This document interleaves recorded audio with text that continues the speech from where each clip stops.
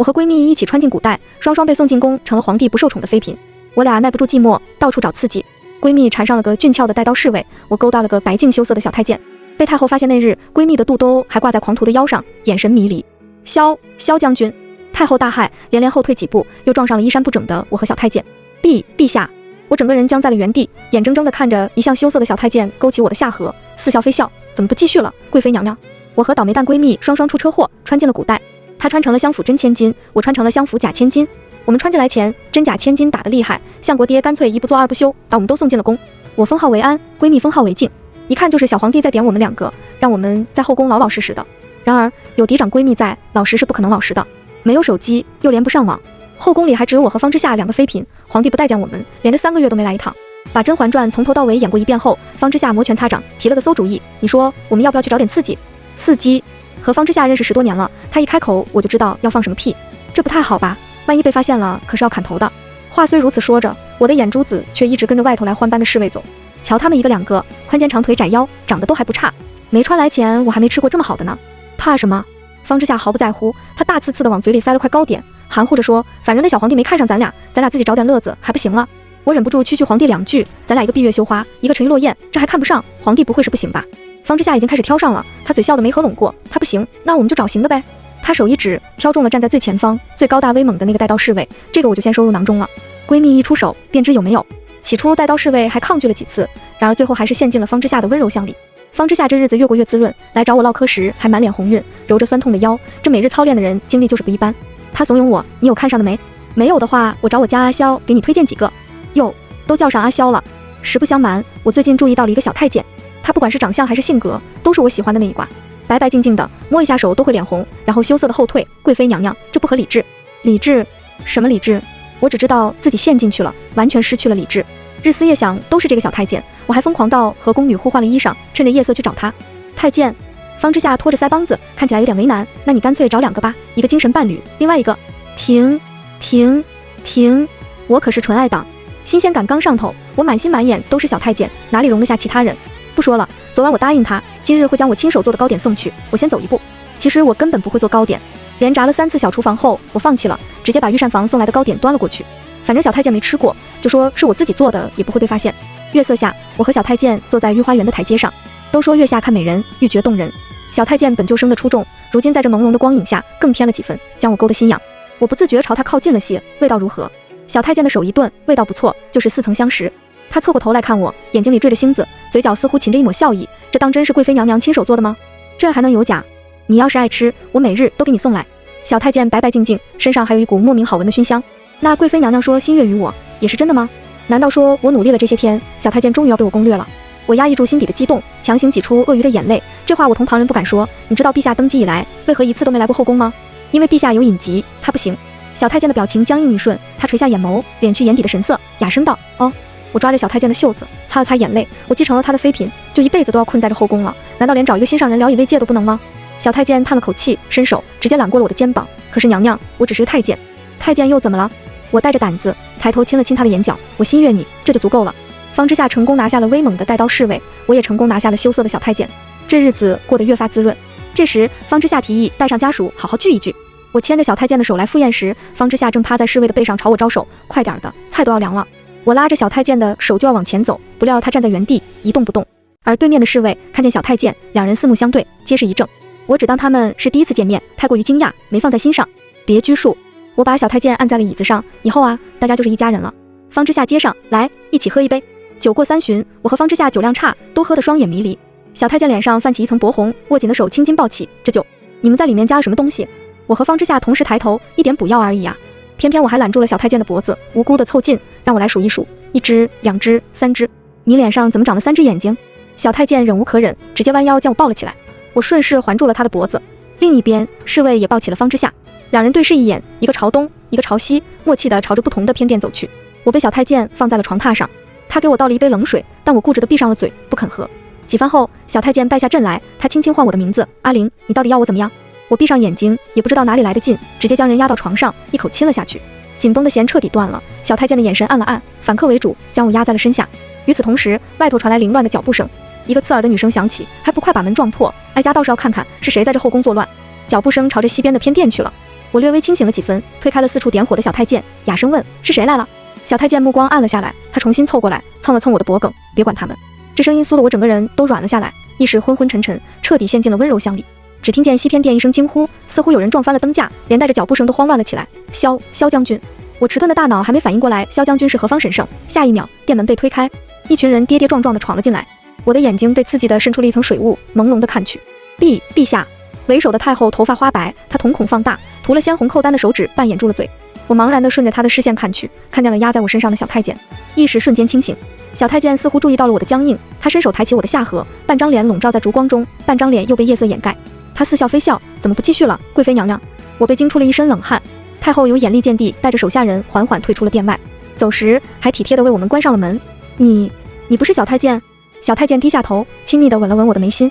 他抓着我的手逐渐下滑，温热的鼻息扑在我的耳畔：“阿玲，你想我是谁，我就是谁。”酒劲再度涌上了头，我只觉得自己沉沉浮浮，昏过去又再度醒来，耳边一直有人在轻唤我的小名：“阿玲。”这一觉睡到日上三竿，第二日一早，我神清气爽，除了腰肢酸软些，几乎没有什么不适。床榻边整齐地叠放了一套新衣裳，桌面还摆放着丰盛的早膳。方之夏打个哈欠，推开了店门，看见桌上的吃食，他毫不客气地坐了下来：“怎么样？我那壶酒是好东西吧？你昨晚过得可还行？”我略有些苦恼地敲了敲头，不瞒你说，我昨晚喝完酒就断片了，就记得小太监把我抱到床上，后面发生了什么，好像都记不清了。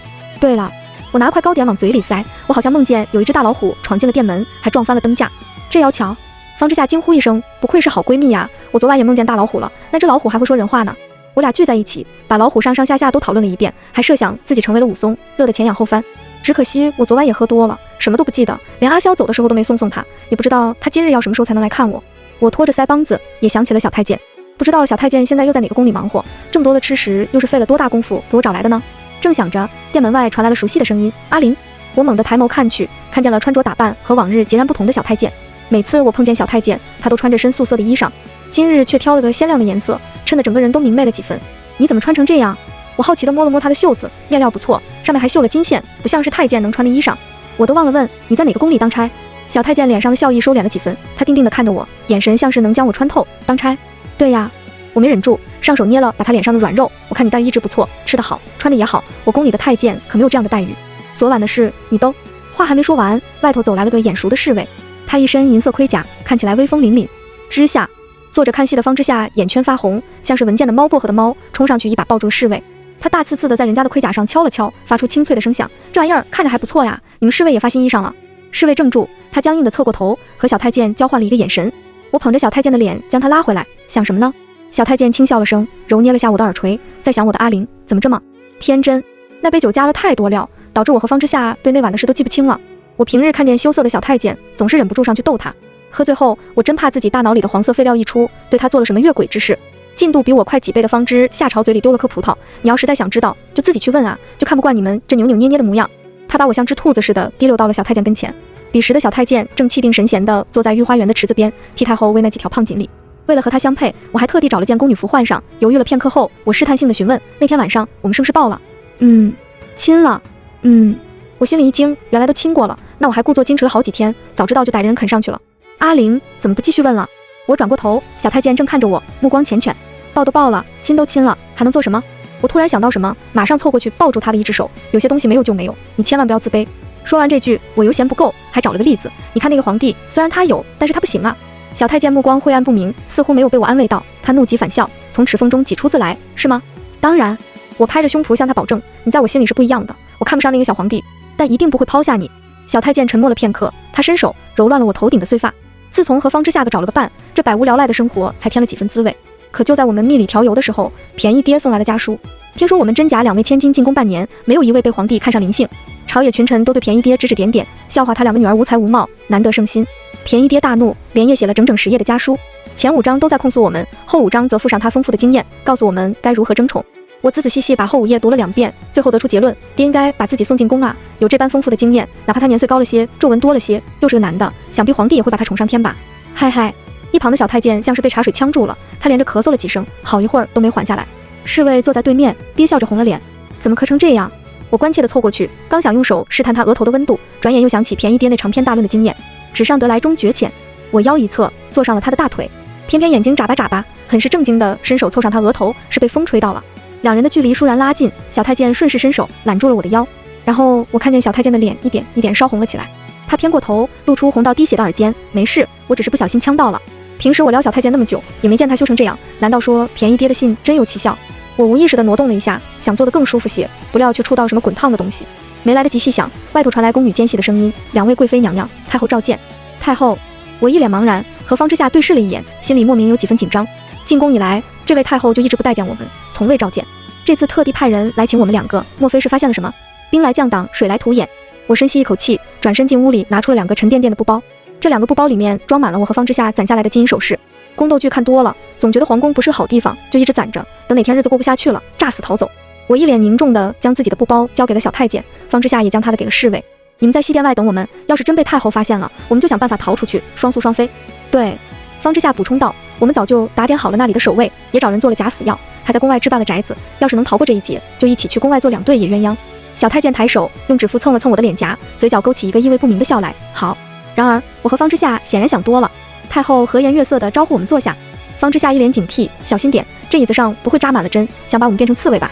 太后笑着让人给我们递茶，我谨慎地接过，朝方之夏使了个眼神，小心点，万一这茶里下了鹤顶红，要送我们归西呢。可椅子坐了，茶也喝了，我和方之夏不仅没有不适，还更生龙活虎了。这茶不错吧？太后眼底闪过一丝笑意，哀家在里面加了不少补药，你们俩进宫也有些日子了，还是要早日诞下龙嗣，让哀家抱上小皇孙。我和方之夏面面相觑，进宫以来连皇帝长什么样都不知道，更别说诞下龙嗣了，不给他头顶戴2顶绿帽都是好的。对了，中秋宫宴你们准备如何了？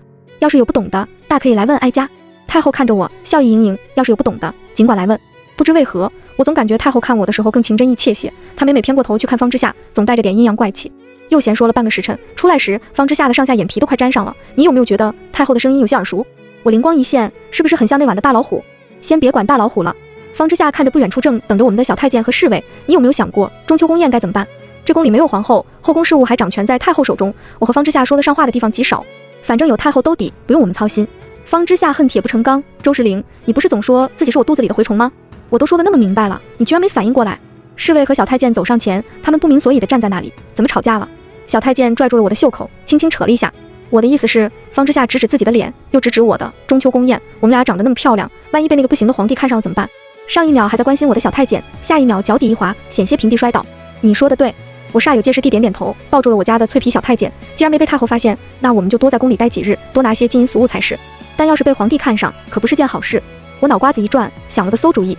中秋宫宴那日，我从小厨房拿了盆炭灰，混着脂粉将它均匀地涂在了脸上。打扮完后，我转头看向小太监，怎么样？小太监情人眼里出西施，他先是眉眼弯弯，低低笑了声，然后认真地开口，一点都不像扮丑。阿玲还是这么漂亮，真的。男人会对你说假话，可是闺蜜不会。我一脚踹开了方之夏的店门，快看看我这妆容如何。我家那位说还是漂亮啊。方之夏啧啧了几声，你家那位滤镜开得真大。方之夏如此评价，我才彻底放下心来。于是中秋宫宴这晚，我顶着一张黑灰的脸，方之夏穿着身旗装一服，两人大刺刺地坐在了属于自己的位置上。全场陷入了一片死寂，几位大臣和女眷们眼观鼻鼻关心，纷纷错开视线，不敢朝我们这边多看一眼。只有我们那个便宜爹，他后知后觉地感受到了旁人同情的视线，朝我们这个方向看来。突，上好的茶就这般从他口中喷射而出。便宜爹惊愕地瞪大了眼睛，他看看我，又看看坐在我对面的方之夏，脸一阵青一阵白一阵红一阵黑，像打翻了的调色盘，别提有多精彩。趁着陛下还没到，便宜爹朝我和方之夏使了个眼色，气势汹汹地朝外头走去，示意我们跟上。方之夏翻了个白眼，用口型催我，你去。好吧，我去就我去。我麻溜地起身，屏退身后伺候的丫鬟，跟上了便宜爹的脚步。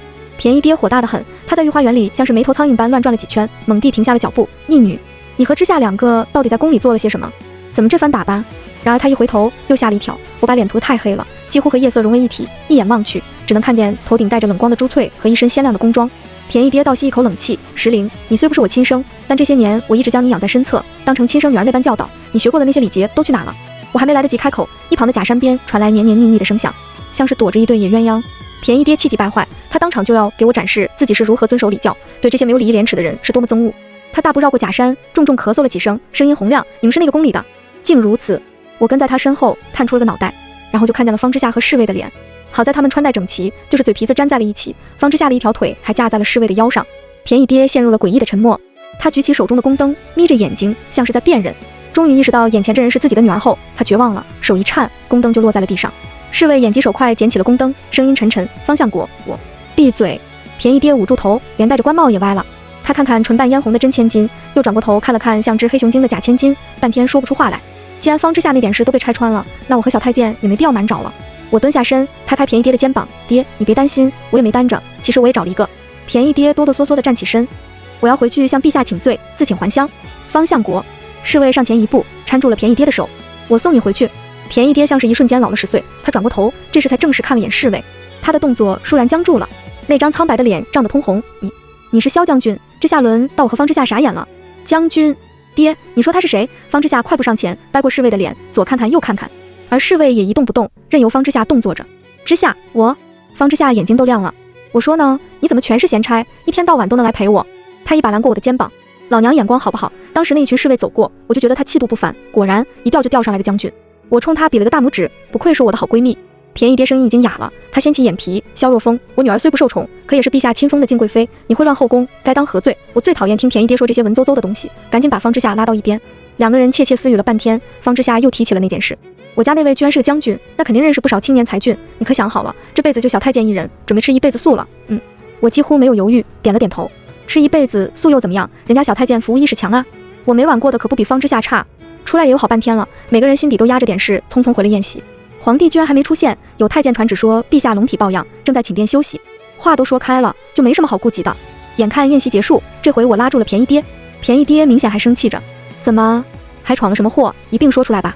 你爹年过半百，正是可以上刑场砍头的年纪。我一时语塞，私下看了看，确定没有旁人走过，这才敢把术后的小太监拉了出来。小太监还穿着那件素衣，他看着便宜爹愣神片刻，然后快速用袖子捂住了脸。便宜爹冷笑一声，一个找的比一个差是吧？之夏好歹知道找个将军，你就找了个太监，这种没根的东西也配得上我女儿？爹，别这样说。我护犊子般靠在了小太监身上，我就是喜欢阿锦，不管他是侍卫还是太监，我都喜欢他。便宜爹深吸一口气，那为什么捂着脸？见不得人，丑女婿也得见岳父，把手拿开，我倒要看看是个什么玩意儿。便宜爹卡壳了，他胸脯剧烈起伏着，瞳孔收缩，颤颤巍巍跪倒在了地上。陛下，哪呢？我抓着小太监的袖子，好奇的四下看了一圈，没看见旁人，这里只有我、小太监和便宜爹。已知我和便宜爹都不是皇帝，那么我怔住，缓缓抬起头，撞进了小太监漆黑的眼瞳里。这天夜里，我翻来覆去睡不着觉，难怪小太监和侍卫第一次见面，两人都神色僵硬，也难怪我每次在小太监面前才一捧一骂小皇帝，小太监也会跟着不高兴。之前的种种古怪，现在都有了理由。我将头埋进被褥里，一直到了半夜还是睁着眼，真是造孽呀！我干脆披头散发的跑去了方之夏宫里，也不管人家有没有在过2人世界，直奔那张床而去，挤在了两人中间。方之夏踹了一脚萧若风，滚吧，今晚我宝贝来了，就用不上你了。萧若风哀怨地看了方之夏一眼，默默穿上了裤子。我熟练地钻进了方之夏的被窝，就探出个脑袋来。你知道小太监是谁吗？他居然是萧晨锦，那个小皇帝。方之夏淡定摸了个洗干净的桃子塞进嘴里。那你也算是火眼金睛，能把皇帝看成太监。其实这也不怪我，那天我第一次看见萧晨锦，他只简单穿了件素色的衣裳，气息干净。萧晨锦仰头看着枝条上新绽出的花苞，侧头注意到我的时候微微愣神，然后快速偏过了视线。我还以为自己是勾搭上一只纯情小白兔，没想到是只白切黑的大尾巴狼。我也想起来点事，方之夏又啃了口桃子。那天醉酒后，太后确实来过，我们俩的事也被他发现了，只不过被你家那位压了下去。我说呢，上次召见怎么这么不待见我，一个劲的给你塞东西，朝我翻了好几次白眼，感情是我给他儿子戴绿帽了。绿帽这个词一出，我和方之夏霎时都安静了下来。方之夏明面上好歹是萧晨锦的妃嫔，背地里却和将军走到了一起。而我虽然勾搭的还是萧晨锦本人，但本质也是想找刺激，阴差阳错找对了人。合着我们俩都没干好事，这宫里不能待了。我突然想起之前收买好的守卫，默默和方之夏交换了一个眼神。他迅速放下啃了一半的桃子，从柜子里取出那个小布包，把新的首饰全都装了进去。趁着现在大家还没反应过来，今晚就溜。方之夏推了一把我的后背，傻愣着做什么？还不快去收拾收拾？于是我又披头散发的跑回去拿小布包。西殿外的守卫早已被我和方之夏买通了，今夜就是出逃的最佳时机。我和方之夏做贼似的背着个布包，蹑手蹑脚的靠近了宫门。两位贵妃娘娘，这是还不快把门打开？平时也没见你们少收我们的东西。守卫们对视一眼，没动。我倏然觉得身后有一阵冷风吹来，浑身寒意，两条手臂都起了鸡皮疙瘩，脖梗像是被什么东西盯上了，微微发烫。我僵硬的转过头，看见了萧晨锦。萧晨锦嘴角噙着一缕笑，笑意却不达眼底，眼睛里坠了寒星般亮得吓人。贵妃娘娘，这是要去哪？我腿都软了啊！与此同时，身旁传来一声惊呼，方之夏被人拦腰抱起。萧若风沉着一张脸，表情并不好看。我朝方之夏的方向送去一个同情的目光，也不知道他明日还能不能下床和我唠嗑。谁知萧晨锦上前几步，扼住了我的下令。他凑近，冷冷地笑了一下：“先管好你自己吧。我一向既来之则安之，既然跑不掉，就不跑了。”萧晨锦看起来有点生气，那就顺顺毛，小布包也顾不上了。我抬手绕住萧晨锦的脖梗，踮起脚尖，讨好的在他嘴角亲了一下。萧晨锦半垂着眼眸，目光晦暗不明。他将我带回了寝殿，俯身凑过来亲我，下一秒却被什么东西割到了。萧晨锦低头一看，又是那个小布包，里面装满了这几个月来我搜罗到的漂亮首饰。送了你那么多值钱的，就带了这些。萧晨锦拨弄着小布包里的东西，这些还不够值钱吗？要是我今晚顺利出宫，能在外头潇洒好一段时间吧。去，我半蹲着给他介绍。你看这鸽子蛋大的夜明珠，这纯金的首饰。萧晨锦泄了气，他无可奈何地笑了，抬手拨弄我额前的碎发。他又哄般出声，我还有更多的，要不要？对呀，萧晨锦可是皇帝，要什么就有什么。看着一箱箱抬进来的珍宝，我眼前一亮又一亮，都是给我的。萧晨锦上扬的嘴角垂了下来，语气恶劣，都不给。他过长的尾睫轻轻颤着，眼里像是笼罩了层水雾，亮得出奇。没生气，故意装的。我厚着脸皮凑过去撒娇，整个人树袋熊似的挂在了他身上。不知道蹭到了啦。萧极锦的眼神暗了暗，他伸手环住了我的腰。阿玲，别动。我逆反心理上来了，就不。一阵天旋地转，眨眼间我被人压在了身下。萧晨锦的呼吸都是滚烫的，目光像是吞吃人心的野兽。我这时才意识到了什么，萧晨锦不是小太监，他也有。可我嘴笨，愣了片刻后问了一句，那你是不是能行？总之当天晚上我嗓子都喊哑了。没起来的不光是方之夏，还有我。我懒懒地在床上躺几天，这才去找方之夏唠嗑。方之夏这日子过得越发滋润，他翘着二郎腿递过来一盘果切，诺，尝尝。我搓搓手，这么客气。身为闺蜜肚子里的蛔虫，我很快就意识到了不对，把手矜持地缩了回来。有事要说，刚下早朝，萧晨锦和萧若风就眼巴巴地来了，看见我们在聊天，就识趣地坐在远些的地方，将位置让给我们。这不是大家都挑明了吗？方之夏大度地朝萧若风招招手，萧若风马上起身凑了过来。我打算给他一个名分，总不能一直让他见不得光。我怀疑萧若风要是长了条狗尾巴，现在已经摇成螺旋桨了。还有，你家那位估计也不想一直看见我挂在他后宫吧？方之夏拍了拍萧若风的肩膀。虽然这两人是远的不能再远的堂兄弟，我也不好意思顶这个堂嫂的名头继续和他谈下去。我听出了方之夏的意思，当即就有点崩溃。所以你要为了一个男人离开我？我抓着方之夏的手，我可是你的陪嫁呀，你去哪我就去啊。萧晨锦一惊，他很有危机感的快步上前，抓住了我的另一只手，十指相扣。怎么会让你们分开？萧晨锦声音温柔，慢慢和我解释道，我和若风商量过了，让你朋友炸死，借个新的身份堂堂正正嫁给若风，宫门也一直为他开着，这大殿他想住到什么时候就住到什么时候，日日来也行。萧若风补充了一句，不过宫门落锁前，之夏得跟我回去。好吧，既然都安排得那么妥帖了，那我也就勉为其难接受。过了春节，我和方之夏一起挑了个好日子，她以相国之女的身份嫁给了萧若风。便宜爹扯着嘴角，不咸不淡地听着堂下客人们的议论。相国什么时候又多了一个女儿？谁知道呢？据说是从前将养在乡下庄子里的，现在接回来了。等会相国路过时，我也要凑过去沾沾喜气。方之夏住到宫外后，基本每日上朝时都会被他夫君捎来，宫门落锁前又带回去。可我偏不信这个邪，总想着把方之夏留下来。有一次，我都把人藏进自己被窝了，还是被抓了出来。萧晨锦负责掀开我的被子，萧若风负责抓人。方之夏被扛在萧若风肩上时，还笑嘻嘻地朝我挥手，别看了。萧晨锦一手捧着我的脸，强行把我的头扭了过来。我还恋恋不舍地看着方之夏远去的方向，人都没影了，这才回过神来。萧晨锦目光沉沉，眉峰微蹙着，看够了，不会吧？我夸张地打量了一下萧晨锦，你该不会是在吃醋吧？明明从前萧晨锦很容易害羞，我3-2句话下去就红了脸，他现在显然是成熟了不少，耳尖还红着，直接身体力行地向我表明了态度。昏昏沉沉间，萧晨锦温柔且珍重地在我眉心落下一个吻。我是在吃醋，所以阿玲再多看我一眼。每月15，大家会聚到我寝殿外的那棵桂花树下。我和方之夏人菜瘾大，最近一时兴起想学做菜，结果不小心炸了2个小厨房。更有受害者萧晨锦、萧若风若干被迫吃一些颜色形状怪异的食物。我还曾想着给便宜爹送去尝尝，最后被萧晨锦委婉地拦了下来。国丈年岁高了，这些荤腥他恐怕吃不得。很有道理，于是我把那几盘菜都打包送去了御书房。那你多吃点。萧晨锦的笔尖顿了顿，在纸上渗出一团墨迹。我又觉得国丈老当益壮，应该尝尝。经过1个月的练习后，我和方之夏如今做的也算是像模像样了，卖相不佳，但好在滋味还算不错。4人小聚在桂花树下，方之夏又不知从何处拿来一坛酒。赏月怎么能没有好酒？都满上，今夜不醉不归。萧晨锦轻轻晃了下酒盏，那双缀着寒星的眼瞳很亮。这次撒里没有加东西吧？我忍不住笑意，靠近了他怀中。你猜，越像人缘，越合人醉，越是成瓶酒。全文完。